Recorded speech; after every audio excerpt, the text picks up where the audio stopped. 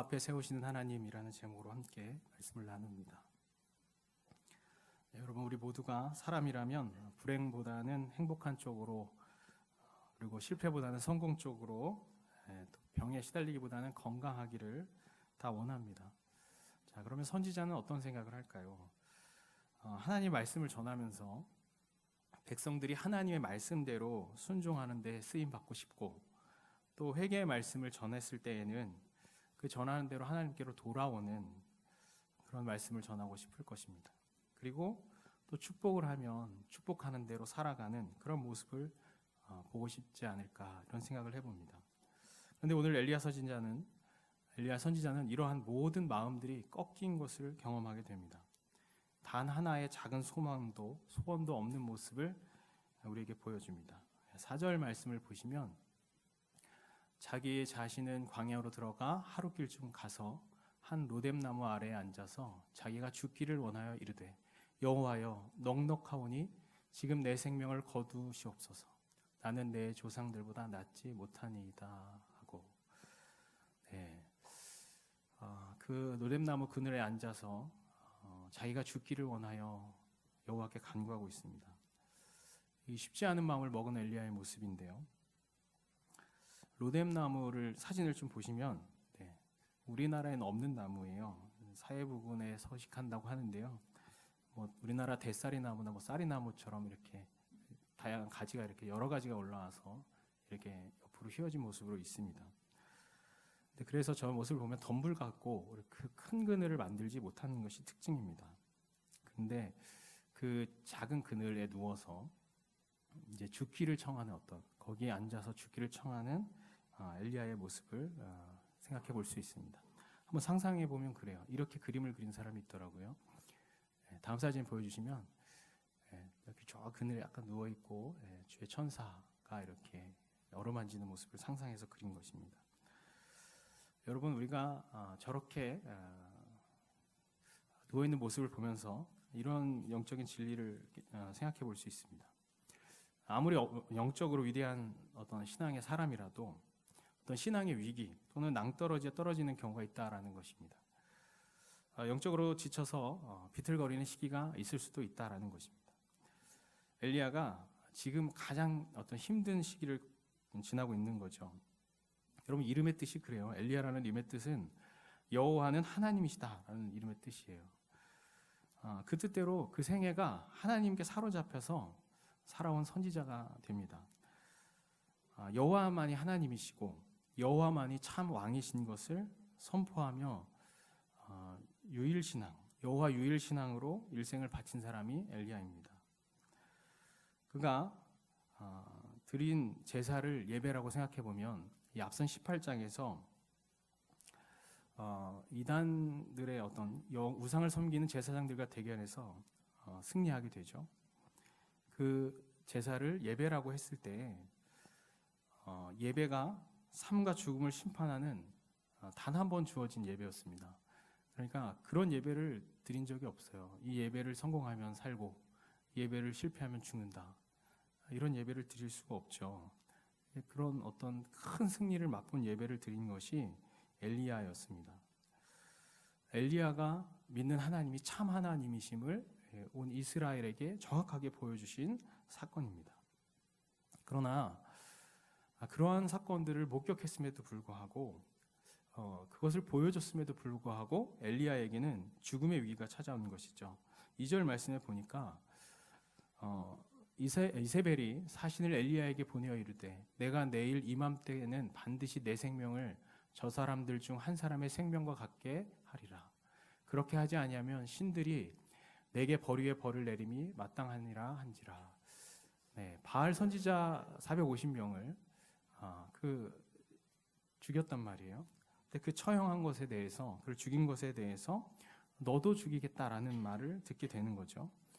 한 번도 들어볼 수 없는 얘기를 들은 거예요. 살아가면서 우리가 내일 이맘때쯤 죽을 거야, 이런 얘기를 들을 수가 없죠. 근데 엄청난 예배를 하나님 앞에 드리고 저런 얘기를 들었습니다. 엘리야는 엄청난 실망을 하게 된 거죠. 그래서 하나님, 차라리 죽여주십시오. 죽고 싶습니다. 이렇게 기도하게 됩니다. 자, 엘리야를 가장 실망하게 했던 문제가 무엇입니까? 이스라엘 역사상 아주 가장 암흑기 같은 시대를 보내고 있는 거죠.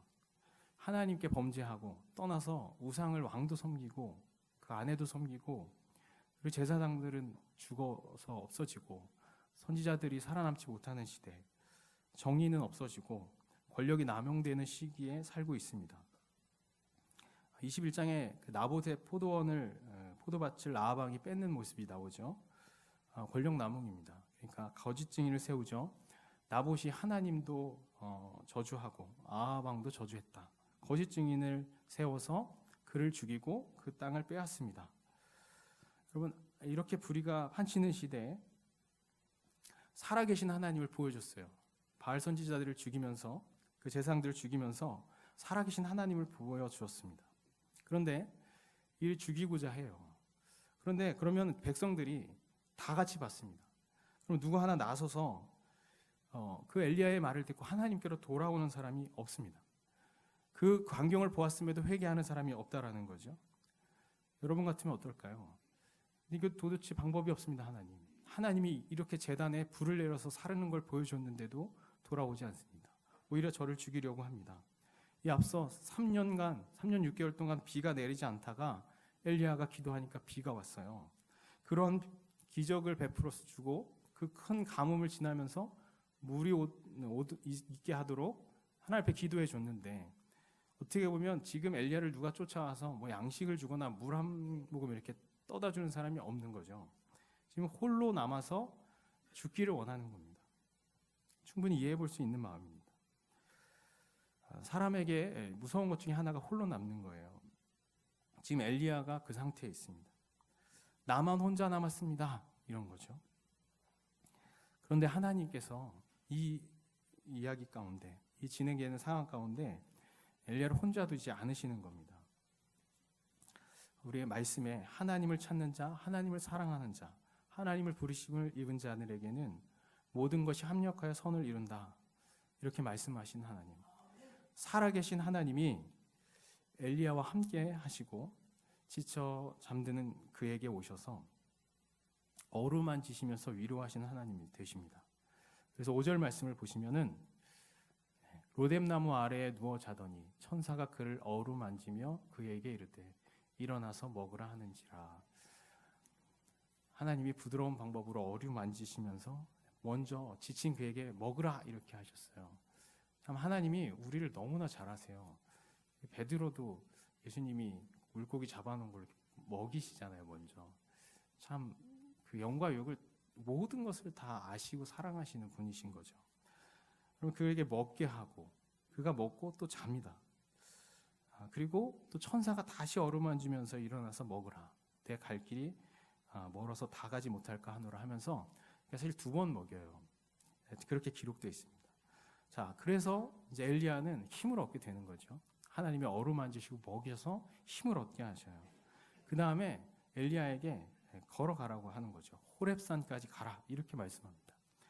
여러분, 호렙산은 의미가 있죠. 왜 호렙산이냐? 이스라엘에게 잊을 수 없는 산이 되는 거예요. 모세가 하나님의 사람으로 부름받은 산, 또 하나님의 능력을 체험했던 산이죠. 하나님의 말씀 10계명을 받고 그리고 거기서 하나님 앞에 제단을 쌓고 예배드려서 엎드려서 기도했던 산입니다. 그 백성들이 실패했을 때, 우상 숭배했을 때도 하나님 앞에서 기도했던 산이죠. 자, 그 산을 40일 동안 걸어갑니다. 40주야를 걸어가서 그 호렙산에 도착을 하게 됩니다. 근데 엘리야가 어디 들어가느냐? 9절 말씀 보니까 이렇게 되어 있어요. 엘리야가 그곳 굴에 들어가 거기서 머물더니 여호와의 말씀이 그에게 임하여 이르시되 엘리야야, 내가 어찌하여 여기 있느냐? 여러분, 엘리야는 지금 하나님이 어루만져 주시고 먹여 주셔서 겨우 힘내서 여기 왔습니다. 그때 하나님께서 사실 엘리야를 이렇게 물어주시는 게 참 은혜예요. 여러분, 이 내가 어디 있느냐, 우리가 어디 있느냐, 이런 게 사실 되게 중요한 문제가 됩니다. 중요한 질문이 되어져요. 하나님께서 아담이 범죄했을 때에도 네가 지금 어디 있느냐, 지금 엘리야야 내가 어디 있느냐, 저 말이 저 굴에 있는데요, 이런 거 물어보는 거 아니잖아요.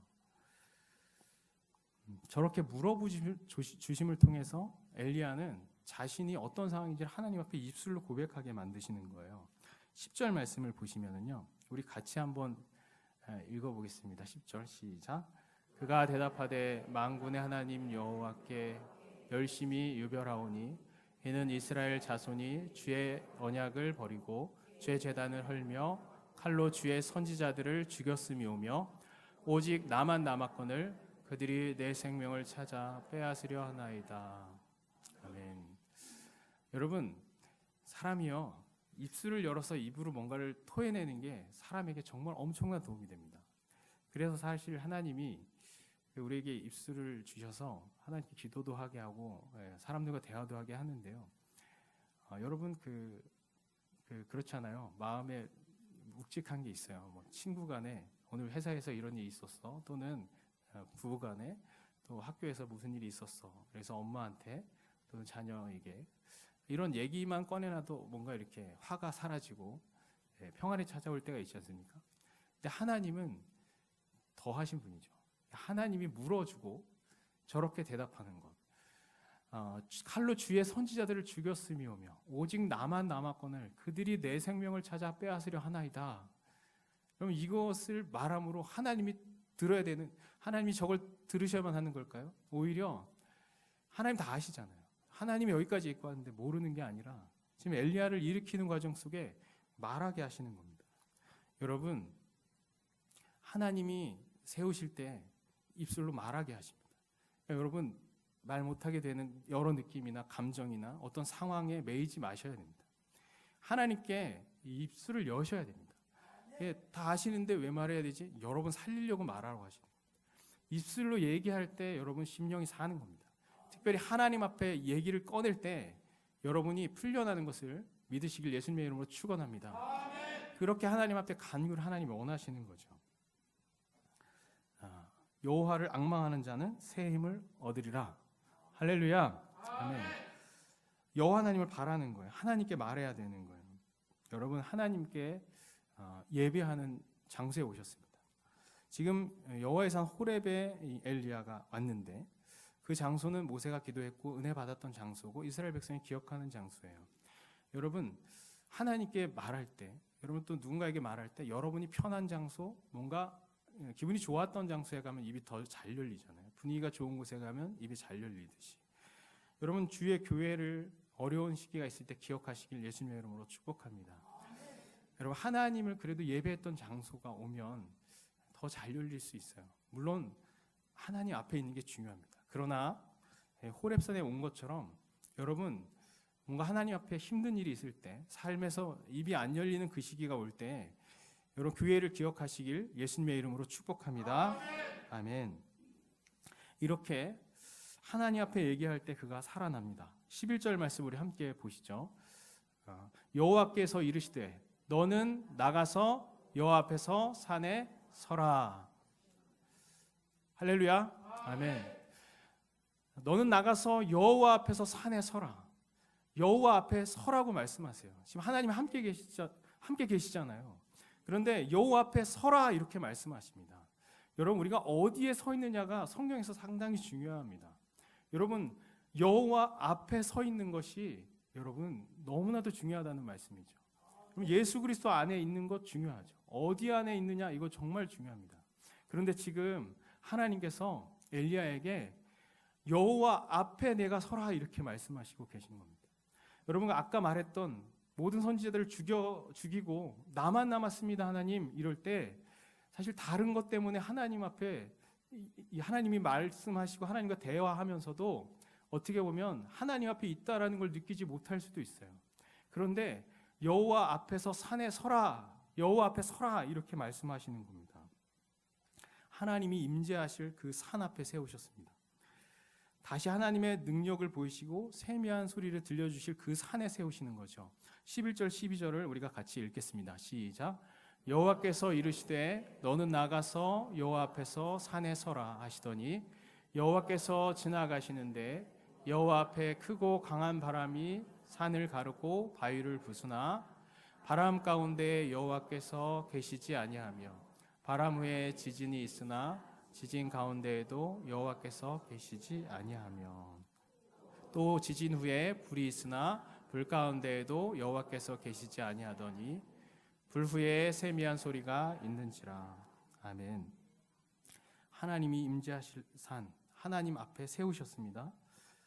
그리고 하나님의 능력을 보이시고 세미한 소리로 말씀하여 주시는 거예요. 과정을 다시 한번 정리해 보면 누워서 죽을 것 같은 그때에 어루만지시고 먹이시고 길을 걷게 하셔서 여호와께서 임재하실 장소에 오게 하셔서 그에게 먼저 물어주시는 거예요.